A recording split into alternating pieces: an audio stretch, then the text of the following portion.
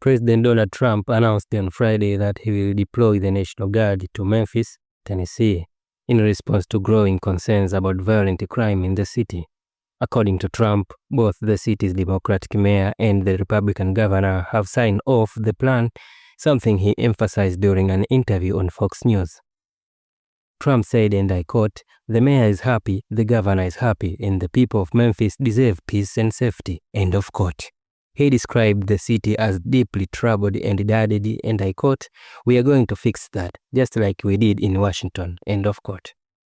This decision is part of broader strategy Trump has been pursuing over the past year, where he was increasingly leaned on the use of federal law enforcement and military personnel to respond to unrest, rising crime, and what he often framed as local government's failure. Earlier, the president sent the National Guard into both Los Angeles and Washington, D.C., move that sparked legal battles and political backlash, but also gave Trump the ability to showcase a tough on crime stance on his supporters.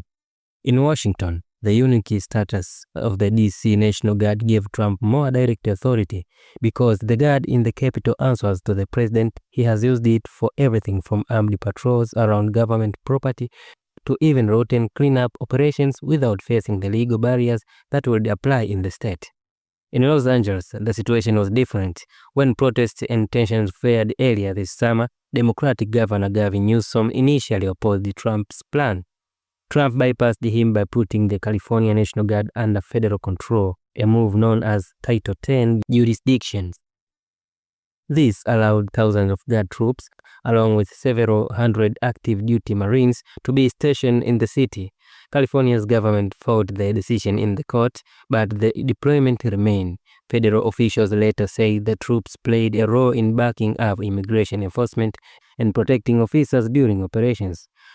Trump has frequently signaled that other large cities could face similar interventions. He has mentioned Chicago and Baltimore repeatedly, portraying them as crime-ridden and unsafe. But he acknowledged on Friday that Chicago's political leadership has been openly hostile to the idea of federal troops on their streets. Trump said, and I quote, "I would have preferred going to Chicago," end of quote. But he argued that the city is filled with professional agitators who would resist his plan. For Memphis, the upcoming deployment marks a significant moment. While the president did not give a specific number of Guard members that will be sent, his past actions suggested that thousands could be mobilized. His administration is framing the move as a cooperative effort with local leaders, an attempt to restore order in a city struggling with crime. The president's critics, however, are likely to see this as another instance of federal overreach. Trump's willingness to insert troops in Democratic-led cities has already raised constitutional questions, especially around the balance of power between state governments and the federal executive branch.